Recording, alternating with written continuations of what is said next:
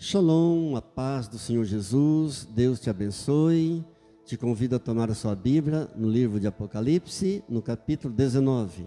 Nós vamos ler do verso 1 até o verso 6. Apocalipse 19, verso 1. Diz assim a palavra do Senhor nosso Deus. Depois dessas coisas, ouvi no céu uma como grande voz de numerosa multidão dizendo: Aleluia! A salvação e a glória e o poder são do nosso Deus, porquanto verdadeiros e justos são os seus juízos, pois julgou a grande meretriz que corrompia a terra com a sua prostituição, e das mãos dela vingou o sangue dos seus servos. Segunda vez disseram: Aleluia! E a sua fumaça sobe pelos séculos dos séculos. Os 24 anciãos e os 4 seres viventes prostraram-se e adoraram a Deus, que se acha sentado no trono, dizendo: Amém, Aleluia! Saiu uma voz do trono, exclamando: Dai louvores ao nosso Deus, todos os seus servos, os que o temeis, os pequenos e os grandes. Então ouvi uma como voz de numerosa multidão, como de muitas águas, e como de fontes, de fortes trovões, dizendo: Aleluia! Pois reina o Senhor, nosso Deus, o Todo-Poderoso. Graças, Senhor, te damos, por tua palavra santa, bendita e maravilhosa. Graças, Senhor, te damos por teu Filho amado, que veio a este mundo pagar o preço do nosso pecado, morrendo em nosso lugar e nos dando a vida eterna. Louvado seja o Senhor. Aleluia. Pai, oramos por nossa nação, abençoamos o Brasil, pedimos a Deus, tenha misericórdia do Brasil, livra, Deus, o Brasil do caos. Oramos por nossas autoridades. Pai, toca na mente e nos corações dos nossos governantes, para que possam governar com justiça, Deus. Deus, eles são autoridades sobre nós na terra, e a tua palavra nos manda que oremos por nossas autoridades. É o Senhor que institui reis, é o Senhor que remove reis, é o Senhor que exalta, é o Senhor que abate. Por isso, Pai, nós clamamos, nós oramos pelos 3 poderes dessa nação: poder executivo, poder legislativo, poder judiciário. Te pedimos, Pai, salva o Brasil. Muito obrigado, Deus. Nós te adoramos, Cordeiro Santo. Nós te amamos, Jesus. E consagramos o Brasil a ti.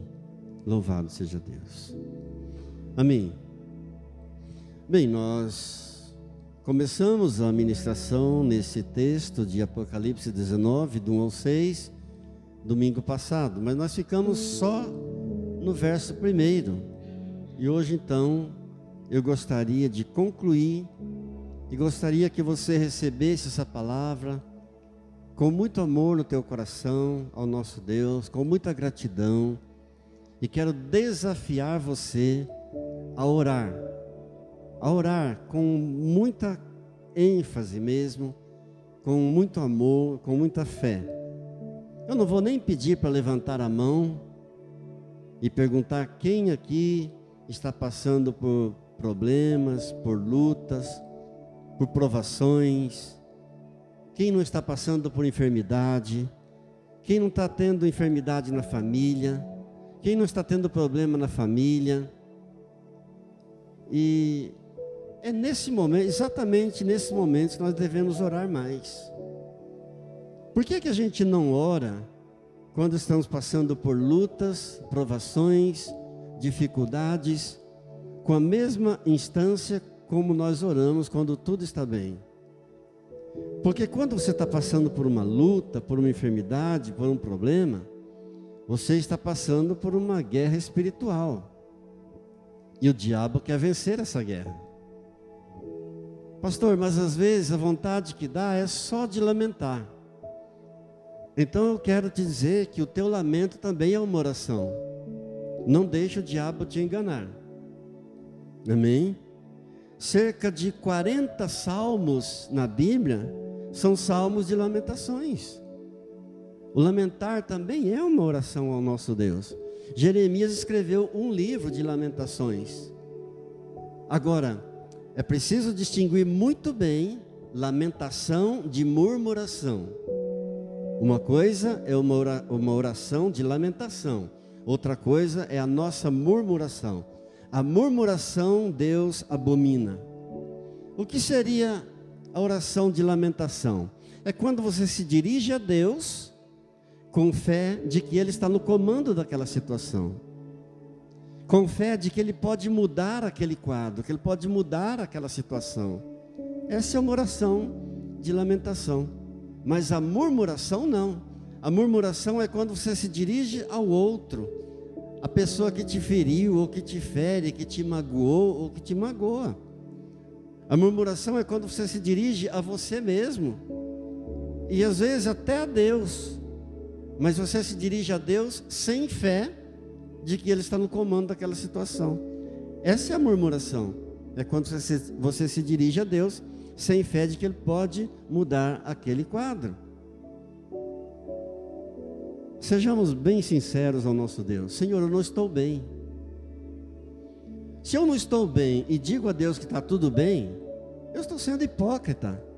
Então eu posso orar uma oração de lamentação, sim. Senhor, eu não estou bem, o Senhor está vendo a minha situação, estou passando por essa situação, mas eu creio que as misericórdias do Senhor são renovadas sobre mim a cada manhã. Eu creio na tua bondade. Eu creio, Senhor, que o Senhor não permite nenhuma provação além da minha capacidade de suportar. Eu creio, Senhor, que o Senhor não permite nenhuma aflição sem que o Senhor tenha um bendito propósito. Amém? Então eu quero desafiar você a orar nesta manhã com toda a fé no teu coração, com toda a ênfase sobre a causa que eu não sei qual é a tua causa, mas você tem a tua causa, você deve então estar orando em nome de Jesus. Amém? Bem, nós dizíamos que nesse pequeno texto de 6 versículos apenas, nós dizíamos não, está escrito aí, nós temos aí 4 aleluias. E nós dissemos que a palavra aleluia, ela traz uma ênfase ao poder de Deus. Aleluia enfatiza a benignidade de Deus, a sabedoria de Deus. Aleluia quer dizer adorem ao Senhor, quer dizer louvem ao Senhor. Aleluia quer dizer louvado seja o Senhor. E o primeiro aleluia que nós pregamos domingo passado, no verso 1, que temos aí o aleluia da salvação.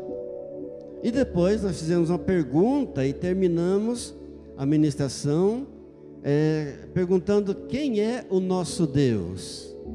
E meditando então que o nosso Deus é o Deus que amou Caim, aquele que matou seu irmão Abel, protegeu Caim, colocou um sinal em Caim, não sabemos que tipo de sinal, talvez uma tatuagem, mas a Bíblia diz que Deus colocou um sinal em Caim para que ele fosse protegido. E Deus deixou escrito em Gênesis capítulo 4, verso 15, quem assassinar Caim, quem matar Caim, será julgado 7 vezes mais. Então nosso Deus é um Deus que protegeu aquele que tinha matado seu irmão. Deus protegeu Noé, amou Noé, chamando Noé de homem justo e íntegro, sendo que Noé uma vez, certo dia, plantou uma vinha e se embebedou tanto do vinho que tirou a roupa dentro de casa, ficando nu, dando um grande vexame diante da sua família. E Deus deixou escrito em Gênesis 6, versículo 9, Noé, um homem justo e íntegro.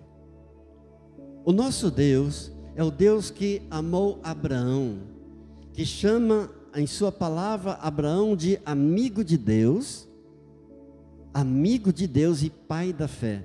Aquele que um dia mentiu, quando estava indo com sua esposa para o Egito, com medo dos egípcios tomarem sua esposa, porque ela era muito bonita, ele combinou com ela de mentirem. E eles mentiram, dizendo que ela era irmã e não era esposa. E Deus chama Abraão de amigo de Deus e pai da fé. O nosso Deus é o Deus que concluiu a sua promessa em Sara, fazendo com que Sara gerasse um filho, Isaque. Mesmo Sara tendo zombado de Deus, Sara riu de Deus.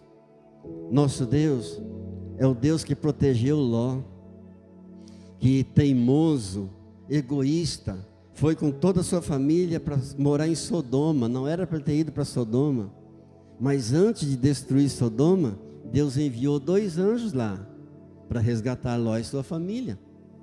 Nosso Deus é o Deus que amou Jacó, cujo nome significa enganador.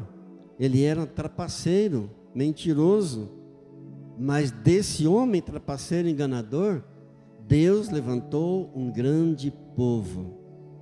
É desse homem que Jesus disse, o próprio Jesus declarou: eu sou o Deus de Abraão, o Deus de Isaque e o Deus de Jacó.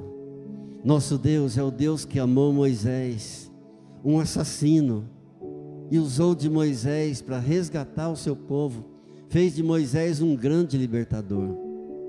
Nosso Deus é o Deus que deixou escrito em sua palavra em Atos capítulo 13, verso 22, achei Davi, filho de Jessé, um homem segundo o meu coração, que fará toda a minha vontade.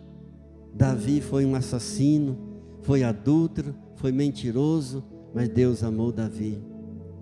Nosso Deus é o Deus que usou Salomão, um homem nascido de adultério, fruto de adultério, mas Deus usou dele para construir o seu templo, o templo que Deus habitaria.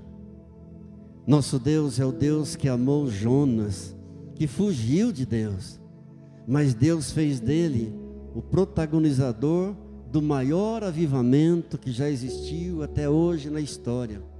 Nínive, uma cidade com 120 mil habitantes, toda a cidade se converteu pela pregação de Jonas, o fujão de Deus. Nosso Deus é o Deus que amou Saulo, aquele Saulo que perseguia a igreja de Jesus até o sangue, mas Deus o transformou no grande apóstolo Paulo. Então, queridos, esse é um pequeno resumo da história do povo de Israel, para sabermos quem é o nosso Deus. Mas nós não vamos usar esses exemplos para fazer da nossa vida aquilo que nós queremos, não. Porque aqui nós entramos no versículo 2. Aqui nós entramos na parte que nosso Deus, Ele é o Deus juiz também. É um Deus que exige santidade. É esse Deus amoroso, que ama, que perdoa, que releva, que usa até, usou no passado e usa também das pessoas que Ele quer, mas Ele exige santidade também. Por quê? Porque tem o outro lado também, ok? Quando você e qualquer pessoa que venha rejeitar a oferta de Deus, que venha rejeitar o amor de Deus, vai entrar o juízo de Deus, vai entrar a maldição. E aqui então eu entro com você na ministração de hoje, a partir do versículo 2, que diz assim: porquanto verdadeiros e justos são os seus juízos, pois julgou a grande meretriz, que corrompia a terra com a sua prostituição, e das mãos dela vingou o sangue dos seus servos. É um Deus que exige a obediência. Ouça bem o que diz a palavra dele em Provérbios 3:33. A maldição do Senhor habita na casa do perverso, porém a morada dos justos Ele abençoa. Não é a maldição do diabo, a maldição do Senhor habita na casa do perverso. Mas, continua a palavra dizendo, a morada dos justos Ele abençoa. Então, é o Deus de amor que exige obediência, que exige santidade. É aqui que entra o juízo de Deus, que é uma certeza também.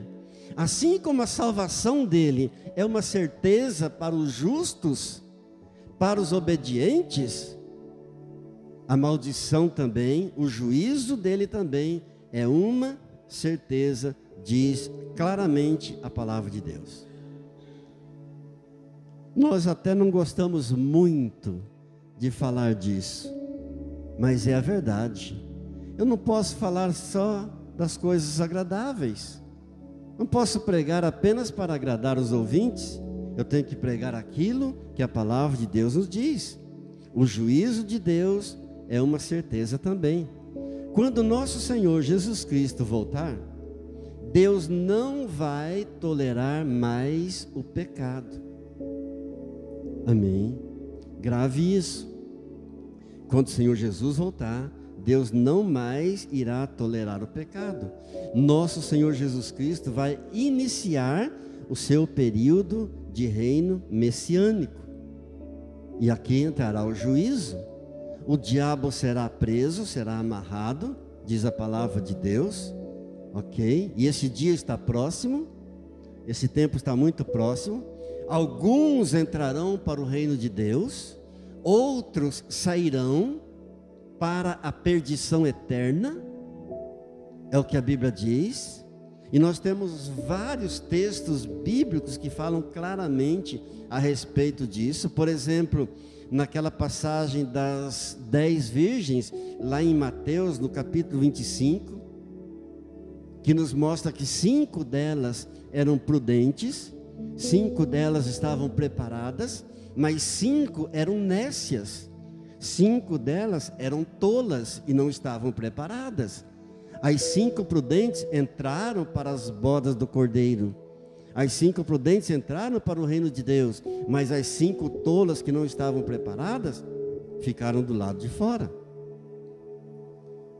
E o que o Senhor Jesus diz também em Mateus 25, que Ele vai colocar as suas ovelhas naquele dia à sua direita e vai dizer às suas ovelhas: vinde benditos de meu Pai, entrai na posse do reino, que vos está preparado desde a fundação do mundo. Mas aos cabritos, aos rebeldes, aos desobedientes, Ele vai colocá-los à sua esquerda. E vai dizer para eles: apartai-vos de mim, malditos, para o fogo eterno, preparado para o diabo e seus anjos. Assim como a salvação de Deus é uma certeza para os obedientes, para os fiéis, a condenação e o castigo e o juízo de Deus também é uma certeza para os rebeldes, para os desobedientes. Também em Mateus, no capítulo 24, no verso 40, a Bíblia diz que naquele dia 2 estarão trabalhando juntos na lavoura. Um será tirado, o outro será deixado. Também em Lucas, no capítulo 17, no verso 34, a Bíblia nos diz que 2 naquele dia estarão dormindo juntos na mesma cama. E um será tirado, o outro será deixado. Isso nos dá a entender que nem mesmo, isso nos dá a entender que a salvação é individual e que nem mesmo 2 pessoas vivendo no maior nível de intimidade que é o casal, o homem, o marido e a esposa, um será tirado e o outro será deixado. Então está dizendo aqui no verso 2: pois ele julgou a grande meretriz que corrompia a terra com a sua prostituição. O que seria a grande meretriz? A grande meretriz é a falsa igreja que está no mundo, que está na terra. E às vezes chamada também na Bíblia de a grande Babilônia. Por que ela é chamada de grande? Grande meretriz e grande Babilônia. porque ela influencia o mundo inteiro, com a sua pompa, com as suas riquezas, com as suas enganações, com as suas seduções. A grande meretriz, então, é uma linguagem simbólica para a falsa igreja. É o sistema religioso de Satanás no mundo, que usa o nome de Deus, que fala de Deus, mas está misturada a um sincretismo religioso. É a grande Babilônia, é a grande meretriz, a grande prostituta. Queridos, faz uma mistura, usa o nome de Deus, mas faz uma mistura de crenças, e Deus abomina tudo isso. Nosso Deus, Ele exige tanto fidelidade, que Ele compara a idolatria a uma prostituição, a uma traição. E a idolatria, é bom nós nos lembrarmos que idolatria não se refere apenas às imagens de esculturas, mas a qualquer uma outra coisa que venha ocupar o lugar de Deus. Deus abomina tanto isso, que Ele compara a prostituição.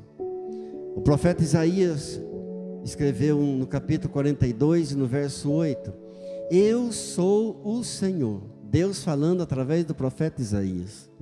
Eu sou o Senhor, este é o meu nome, a minha glória não darei a outro, e nem a minha honra às imagens de escultura.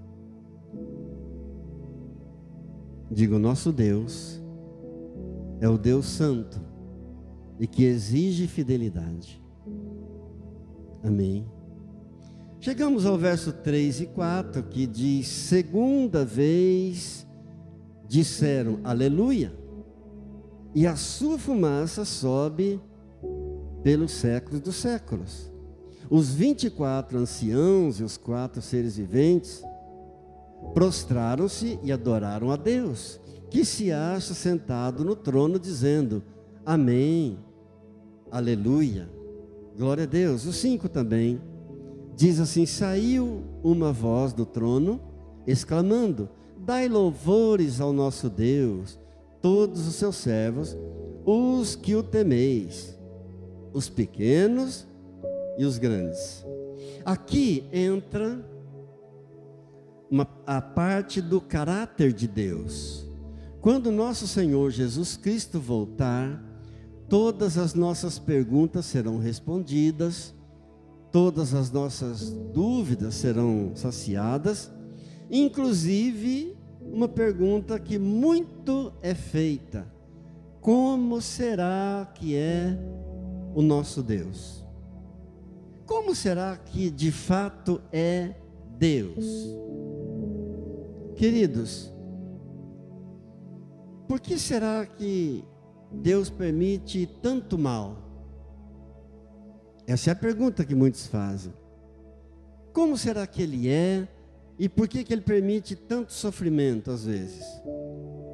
Por que Deus permite que criancinhas inocentes morram com leucemia? Por que criancinhas inocentes morram de fome? Por que será que Deus permite que criancinhas inocentes sejam tão judiadas nas mãos de adultos cruéis? São perguntas que brotam na mente das pessoas. Como será que é Deus de verdade? Nós temos resposta para essas perguntas. Eu tenho resposta para essas perguntas. Mas nenhuma resposta satisfaz. Pode ter certeza disso. E você sabe que quem conhece a Bíblia, quem conhece a palavra de Deus, não fica surpreso com a malignidade nessa terra. Quem conhece a palavra de Deus não está surpreso com o que está acontecendo no mundo. Sabe quando nós teremos a resposta certa de todas as nossas perguntas, todas as dúvidas, a resposta que vai satisfazer quando o Senhor Jesus voltar. Mas sabe o que nos consola? É o que está escrito aqui no verso 2: verdadeiros e justos são os seus juízos. É isso que nos consola. E todos os juízos do nosso Deus, eles são verdadeiros e justos. Queridos, existem multidões lá no céu, nesse momento. O céu não é um lugar vazio, monótono, de silêncio. Há muito barulho de louvor e de glória e de aleluia no céu. Existem multidões, incontáveis multidões celestiais que conhecem muito bem a Deus e que vivem constantemente na presença de Deus. Nós temos muitos textos bíblicos que falam a respeito disso, mas eu vou ler apenas 2 versículos para você ter uma noção. Salmo 103, verso 21, diz assim: bendizei ao Senhor todos os seus exércitos, ministros seus, que fazeis a sua vontade. Senhor dos exércitos é um dos nomes de Deus. Há multidões de exércitos nos céus louvando a Deus. Aqui, você leu comigo no verso 4 de Apocalipse 19, que os 24 anciãos prostraram-se em adoração a Deus.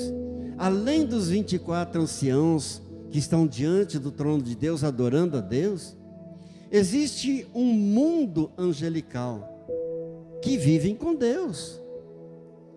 Anjos, serafins, querubins, o arcanjo Miguel, exércitos, verdadeiros exércitos, de multidões de exércitos de Deus no céu com Deus. E eles dizem o quê? O que é que eles dizem? Aleluia, louvem ao Senhor. Amém. Aleluia, louvem ao Senhor. Está aí no verso 4. Os 24 anciãos e os 4 seres viventes prostraram-se e adoraram a Deus que se acha sentado no trono, dizendo: amém, aleluia. Aleluia quer dizer louvem ao Senhor, louvem a Deus. Aleluia exalta a bondade, a grandeza, a magnitude, a supremacia, o amor de Deus, o grande poder de Deus. Tudo numa palavra só, aleluia. Eles estão proclamando dia e noite no céu sem cessar, aleluia, louvem a Deus. Amém. Eu vou te dar 30 segundos para você louvar ao Senhor. Aleluia. Senhor, eu te louvo. Senhor, aleluia. Pai, eu uno a minha voz nesse momento com a voz de multidões de seres celestiais que louvam o Senhor no céu. Um mundo angelical no céu, Pai, dizendo: verdadeiros e justos são os seus juízos, ó Deus. Obrigado, Pai querido. Obrigado, Pai querido. Eles conhecem muito bem o Senhor. Eles vivem constantemente na presença do Senhor. Pai querido, se todos esses seres celestiais que já estão com o Senhor no céu desde a eternidade louvam o Senhor, quem sou eu para não louvar? Pai celestial, quem sou eu para questionar se o Senhor é um Deus justo? Oh Deus amado, recebe o nosso louvor, a nossa gratidão, a nossa adoração nesse momento, com todo o nosso ser, Pai. Muito obrigado, Deus. Muito obrigado, Pai. Bendito seja o teu nome, louvado seja o teu nome. Aleluia, aleluia, aleluia. Amém, amém. é o Senhor dos exércitos. Olha, ouça o que diz o Salmo 103, 21. Bendizei ao Senhor todos os seus exércitos, ministros seus. Não são seres abstratos, não. Não está falando de seres abstratos, não. Está falando de seres bem reais, seres pessoais, que louvam ao Senhor ininterruptamente nos céus. Então, se esses seres pessoais, se esses exércitos de Deus louvam a Deus sem cessar no céu, quem sou eu para não louvar? Quem sou eu para ficar questionando a Deus? Porque muitas pessoas perguntam: será que Deus é justo mesmo? Permitindo que tanto mal aconteça nesse mundo? Quem sou eu para questionar se Deus é justo? Querido, sabe qual é o maior e o principal testemunho a respeito de Deus?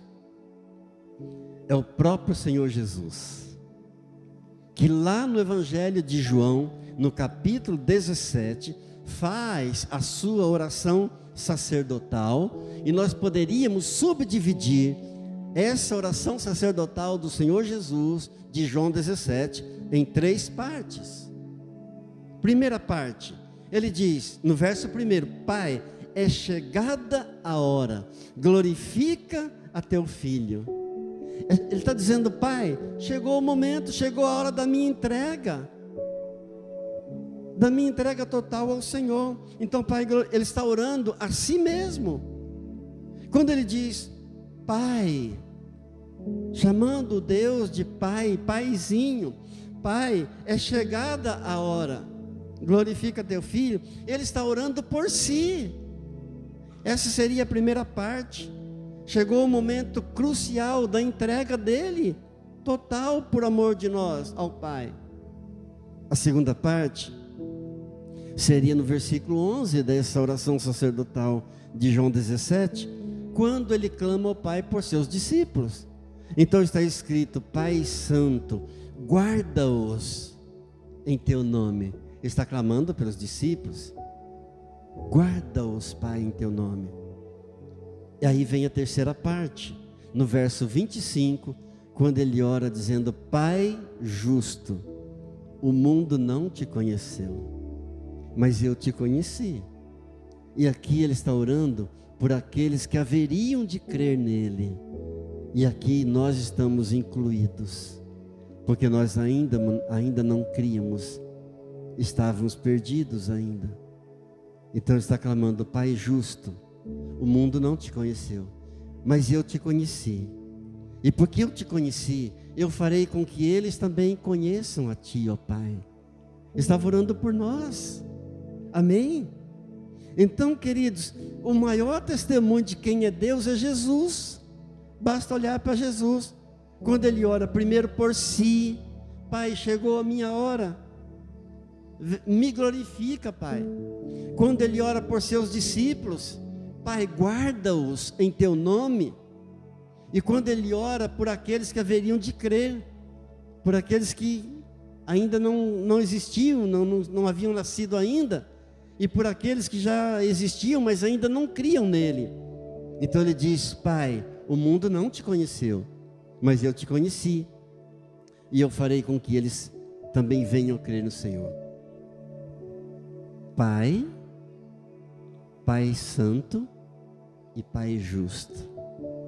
Esse é o maior testemunho de Deus a Jesus. Então, queridos, se Jesus Cristo diz isso do Pai, isso para mim responde todas as perguntas. Amém?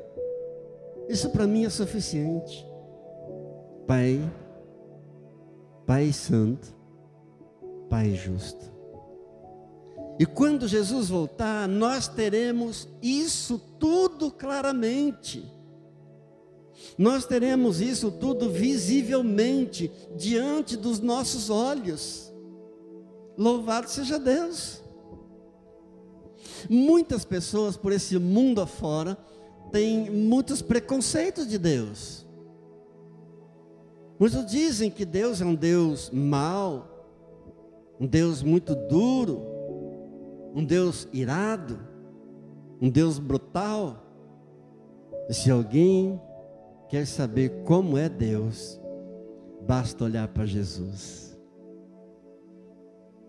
Deus se manifesta exclusivamente na pessoa de Jesus. Ele se revela na criação, sabemos isso. Ele se revela nas coisas que Ele criou.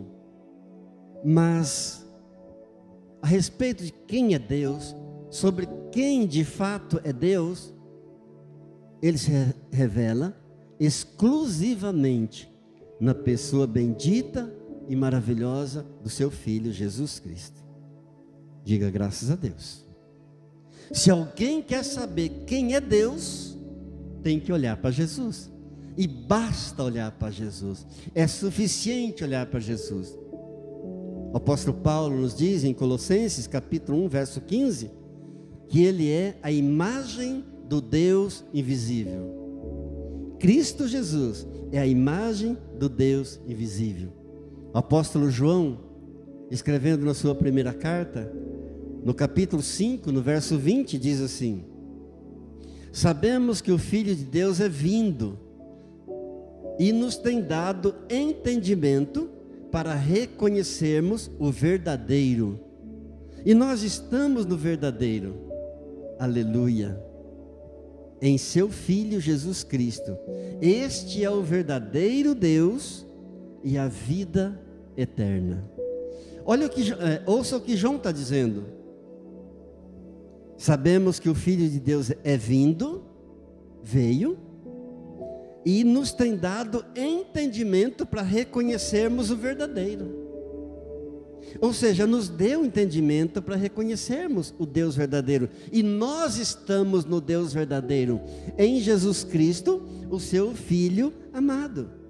Aleluia. Basta olhar para Jesus. Como era Jesus? Como viveu Jesus? Como Jesus tratava as pessoas? Como Ele amava as pessoas? Basta olhar para Jesus, o que é que estava no coração de Jesus. Basta olhar para Jesus, o que Ele fez por nós. E nós veremos Deus, conheceremos Deus na pessoa de Jesus, porque Ele é o próprio Deus. Mas precisamos olhar para Ele, como aquela mulher hemorrágica olhou para Ele. 12 anos sofrendo daquele sangramento, daquela hemorragia.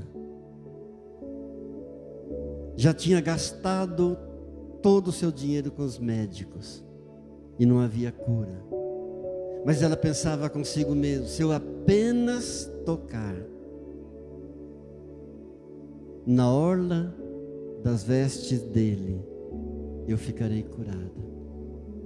E ao tocar na orla do manto de Jesus, ficou curada imediatamente. Jesus pergunta aos discípulos: quem me tocou? E os discípulos dizem: Senhor, como quem te tocou? Toda a multidão te comprime, todos te tocam. Não, quem me tocou de uma forma especial, porque saiu um poder especial de mim. Isso mostra para nós, queridos, que é possível pessoas estarem próximas de Jesus, perto de Jesus, e não serem tocadas, e não serem abençoadas, e não sentirem o poder, e não desfrutarem do poder dele. Alguém me tocou de uma forma especial, porque saiu o poder de mim. E quando Jesus volta-se para trás, vê a mulher prostrada, dando aleluia, curada do seu mal. Oh, querido amado,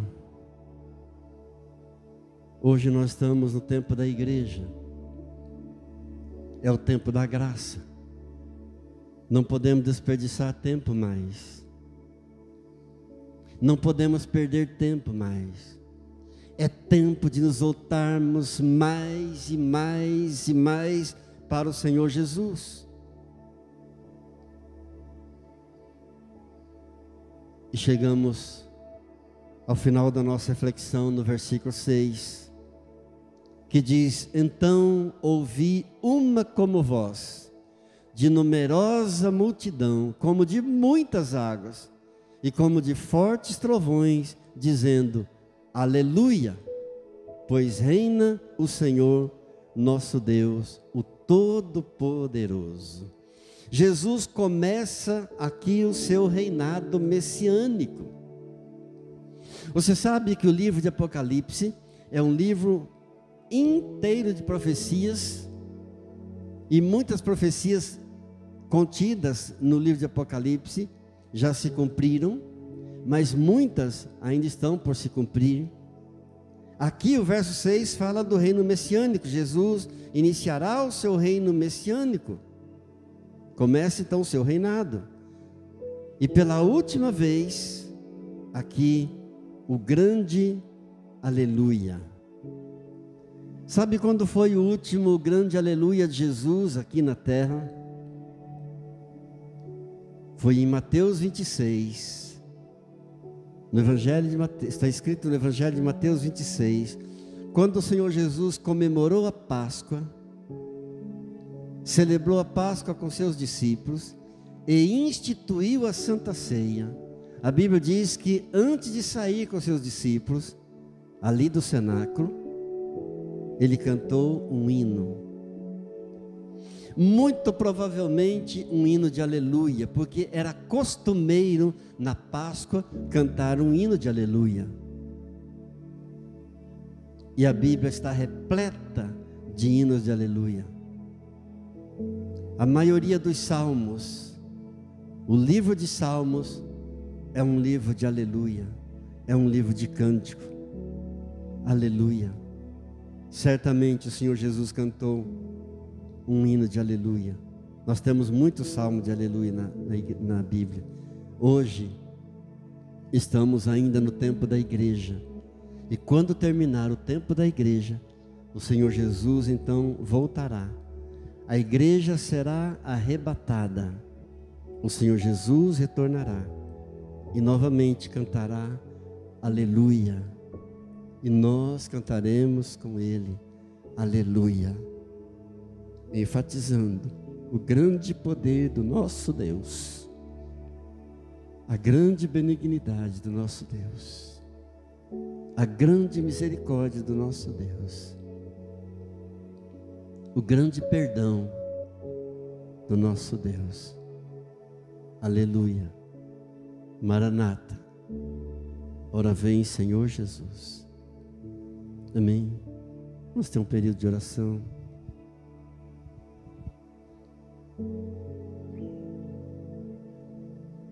Querido Deus, querido Pai, graças por essa reflexão simples e breve que fizemos da Tua Santa Palavra. Ó Deus, nós Te adoramos com todo o nosso ser, porque pelo precioso sangue do Senhor Jesus, nós fomos comprados para o Senhor. Foi comprado para Ti, ó Deus Pai, por esse sangue puro, inocente, o sangue carmesim. Por isso, Pai, hoje sou propriedade do Senhor. Tu és o meu dono, o meu amo, o meu Senhor supremo, meu dono absoluto. No sangue do Cordeiro, eu tenho lavado as minhas roupas, as minhas vestes, Senhor, e elas têm sido branqueadas, alvejadas pelo sangue do Cordeiro, pelo qual eu alcancei o direito de estar diante do Teu trono, ó Deus. Que privilégio, Senhor, poder entrar na Tua presença, entrar com liberdade no Teu trono, na presença do Senhor, ó Deus, no Santo dos Santos, pelo sangue de Jesus, que foi derramado naquela cruz. Muito obrigado, Jesus querido. Muito obrigado, Senhor, pelo teu sangue que continua falando continuamente a meu favor no céu. Louvado seja o Senhor. Aleluia ao Cordeiro. Engrandecido seja o Cordeiro. Exaltado, glorificado e magnificado, adorado sejas tu, Cordeiro de Deus, o Cristo, pelo sangue remidor. Eu te contemplo, ó Deus, com os meus olhos espirituais, com os olhos da fé, posso me aproximar de ti, com toda a liberdade, sem nenhum medo, nenhum constrangimento, porque é no teu sangue que faço isso, é por causa dele que tenho esse direito, conquistado pelo Senhor na cruz do Calvário. Muito obrigado, Deus querido. A ti a honra, a ti a glória, o poder e o louvor para sempre. Amém, amém, aleluia. Amém. Nós vamos adorar o Senhor com os nossos dízimos e ofertas. Eu vou estar orando por você que tem sustentado essa casa do Senhor. Vou estar orando por você que está passando por alguma enfermidade. E depois, você que está aqui no templo, se estiver precisando de uma oração, poderá vir à frente. Eu quero te ungir e te abençoar em nome de Jesus.